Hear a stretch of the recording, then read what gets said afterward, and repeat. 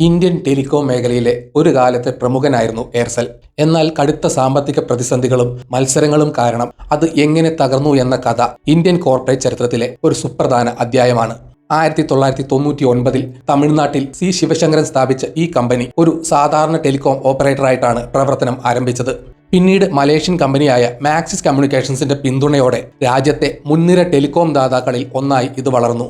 എന്നാൽ അമിതമായ കടബാധ്യത, നിയമപരമായ പ്രശ്നങ്ങൾ, തീവ്രമായ മത്സരങ്ങൾ, പ്രത്യേകിച്ച് റിലയൻസ് ജിയോയുടെ കടന്നുവരവ് എന്നിവ എയർസെല്ലിന്റെ തകർച്ചയ്ക്ക് ആക്കം കൂട്ടി. 1999 തമിഴ്നാട്ടിലെ തിരുവണ്ണാമലൈ ആസ്ഥാനമാക്കി സി ശിവശങ്കരന്റെ നേതൃത്വത്തിൽ ഡിഷ്നെറ്റ് വയർലെസ് എന്ന പേരിലാണ് എയർസെൽ പ്രവർത്തനം ആരംഭിച്ചത്. പ്രാദേശിക തലത്തിൽ ശക്തമായ വേരോട്ടമുണ്ടാക്കിയ എയർസെൽ തമിഴ്നാട്ടിൽ അതിവേഗം ജനപ്രിയമായി. കുറഞ്ഞ നിരക്കിലുള്ള കോളുകളും മികച്ച കവറേജും എയർസെല്ലിനെ സാധാരണക്കാർക്കിടയിൽ പ്രിയങ്കരമാക്കി. 2005ഓടെ കമ്പനി തമിഴ്നാടിന് പുറത്തേക്ക് പ്രവർത്തനം വ്യാപിപ്പിക്കാൻ തുടങ്ങി. ഈ സമയത്താണ് മലേഷ്യൻ ടെലികോം ഭീമനായ മാക്സിസ് കമ്മ്യൂണിക്കേഷൻസ് എയർസെല്ലിൽ നിക്ഷേപം നടത്താൻ താൽപ്പര്യം പ്രകടിപ്പിച്ചത്.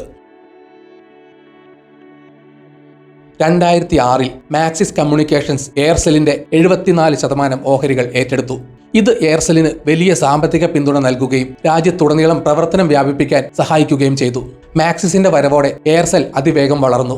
2010 നടന്ന 3G സ്പെക്ട്രം ലേലത്തിൽ എയർസെൽ 13 സർക്കിളുകളിൽ സ്പെക്ട്രം സ്വന്തമാക്കി. ഇതിനായി ഏകദേശം 6500 കോടി രൂപയാണ് എയർസെൽ മുടക്കിയത്. ഇത് കമ്പനിയുടെ വളർച്ചയ്ക്ക് വലിയ സാധ്യതകൾ തുറന്നു നൽകി. 2012 നവംബറോടെ എയർസെല്ലിന് ഏകദേശം 50 ലക്ഷം 3G ഉപഭോക്താക്കൾ ഉണ്ടായിരുന്നു. ആപ്പിൾ ഐഫോൺ 4ന്റെ ഇന്ത്യയിലെ ലോഞ്ച് പാർട്ട്നേഴ്സിൽ ഒരാളായി എയർസെൽ മാറിയതും കമ്പനിയുടെ പ്രതിച്ഛായ വർദ്ധിപ്പിച്ചു. എന്നാൽ മാക്സിസ് ഏറ്റെടുക്കൽ ഒരു വലിയ വിവാദത്തിന് തിരികൊളുത്തി. അന്നത്തെ ടെലികോം മന്ത്രിയായിരുന്ന ദയാനിധി മാരൻ എയർസെൽ സ്ഥാപകൻ സി ശിവശങ്കരനെ മാക്സിസിന് ഓഹരികൾ വിൽക്കാൻ നിർബന്ധിച്ചു എന്നതായിരുന്നു പ്രധാന ആരോപണം. ഇതിന് പ്രതിഫലമായി മാക്സിസ് മാരൻ കുടുംബത്തിന്റെ ഉടമസ്ഥതയിലുള്ള DTH കമ്പനിയായ സൺ ഡയറക്റ്റിൽ 500 കോടി രൂപ നിക്ഷേപിച്ചു എന്നും ആരോപണമുയർന്നു. ഈ കേസ് എയർസെൽ മാക്സിസ് കേസ് എന്ന പേരിൽ CBI അന്വേഷണം ആരംഭിക്കുകയും വർഷങ്ങളോളം നീണ്ടു നിൽക്കുകയും ചെയ്തു. ഈ നിയമപരമായ അനിശ്ചിതത്വങ്ങൾ എയർസെല്ലിന്റെ ഭാവി പദ്ധതികളെയും നിക്ഷേപങ്ങളെയും കാര്യമായി ബാധിച്ചു.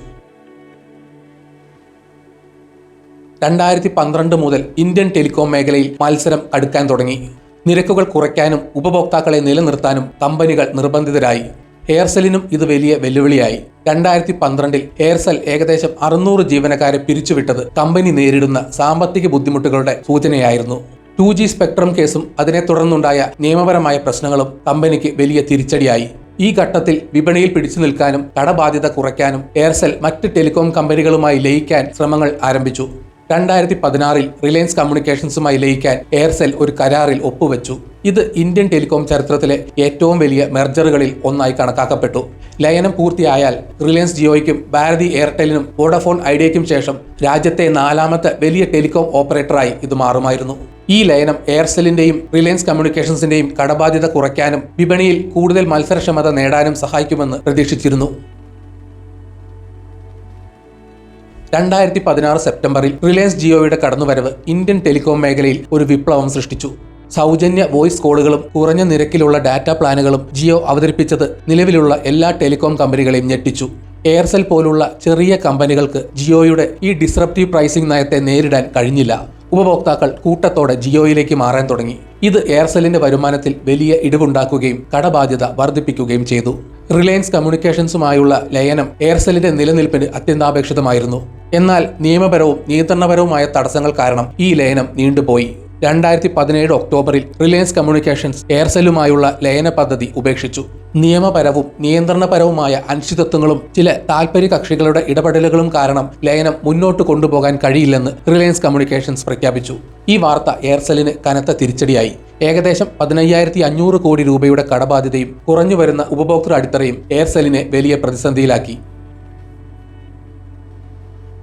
റിലയൻസ് കമ്മ്യൂണിക്കേഷൻസുമായുള്ള ലയനം പരാജയപ്പെട്ടതോടെ എയർസെൽ അതിജീവനത്തിനായി മറ്റു വഴികൾ തേടി.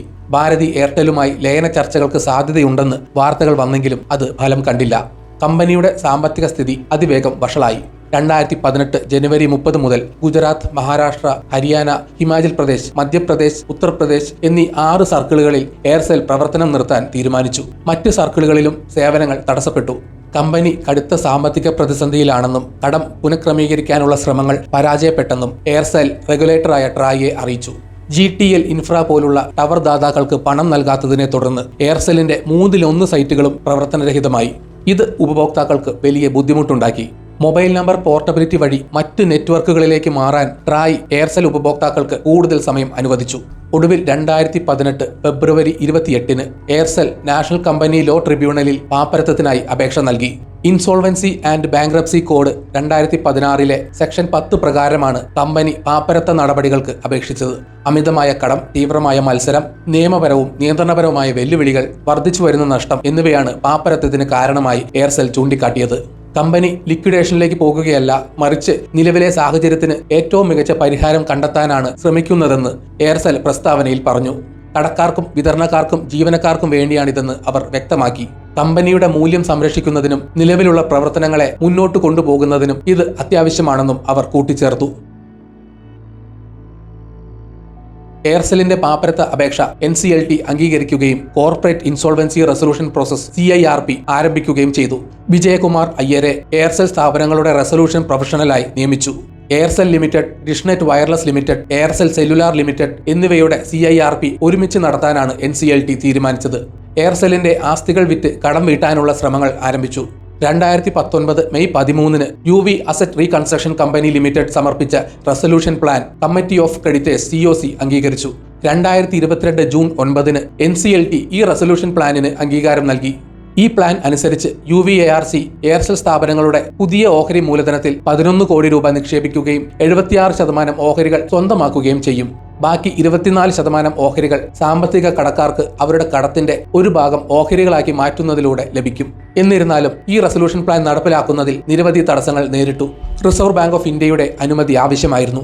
കൂടാതെ സ്പെക്ട്രം വിൽക്കുന്നതുമായി ബന്ധപ്പെട്ട നിയമപരമായ വെല്ലുവിളികളും നിലനിന്നിരുന്നു. എയർസെല്ലിന്റെ ആസ്തികളായ ഉപകരണങ്ങളും ഫൈബർ കേബിളുകളും ഉപയോഗിക്കാതെ കിടന്നതിനാൽ അവയുടെ മൂല്യം അതിവേഗം കുറഞ്ഞുകൊണ്ടിരുന്നു. 2G, 3G സ്പെക്ട്രം ലേലങ്ങളിൽ പങ്കെടുത്തതിലൂടെയും നെറ്റ്വർക്ക് വികസിപ്പിച്ചതിലൂടെയും എയർസെല്ലിന് വലിയ കടബാധ്യതയുണ്ടായി.